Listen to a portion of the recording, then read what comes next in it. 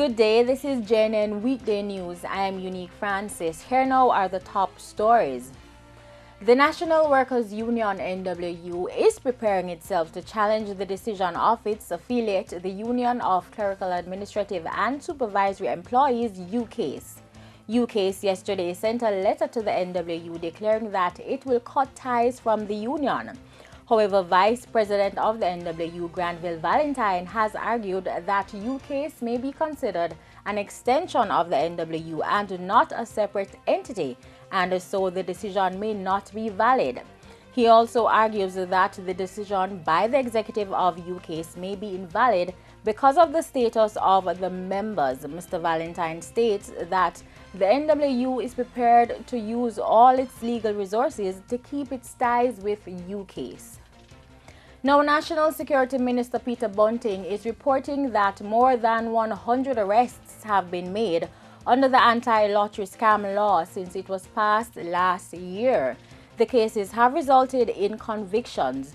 Mr. Bunting, who addressed members of the diplomatic corps yesterday, said lottery scamming activities, which were hauling in $300 million annually, have been significantly reduced. The Law Reform Fraudulent Transactions Special Provisions Act is among several pieces of anti-crime legislation that have been passed or been drafted. The law also provides for powers of search and seizure as well as restitution, and for guilty persons to be fined and sentenced to serve a maximum of 25 years in prison.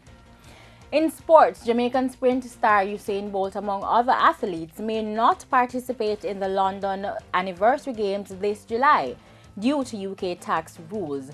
Reports are that while non-resident athletes will get exempted from taxes during the Commonwealth Games in Glasgow, participants at the Sainsbury Glasgow Grand Prix will not get similar privileges.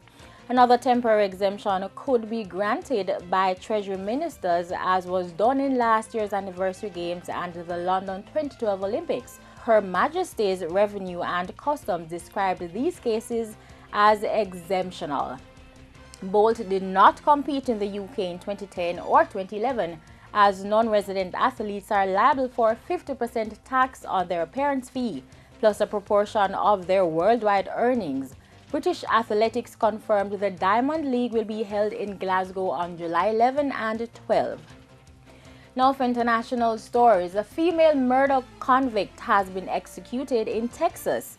This is the 14th time a woman has been put to death in nearly 4 decades. 59-year-old Susan Basso was pronounced dead from lethal injection yesterday evening. Hours earlier, the Supreme Court rejected her lawyer's appeal that she was not mentally competent. She was convicted of the 1998 torture and killing of a mentally impaired man she had promised to marry.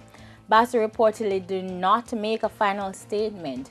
Women make up about 2 of condemned U.S. inmates, with only 60 out of 3,100 on death row.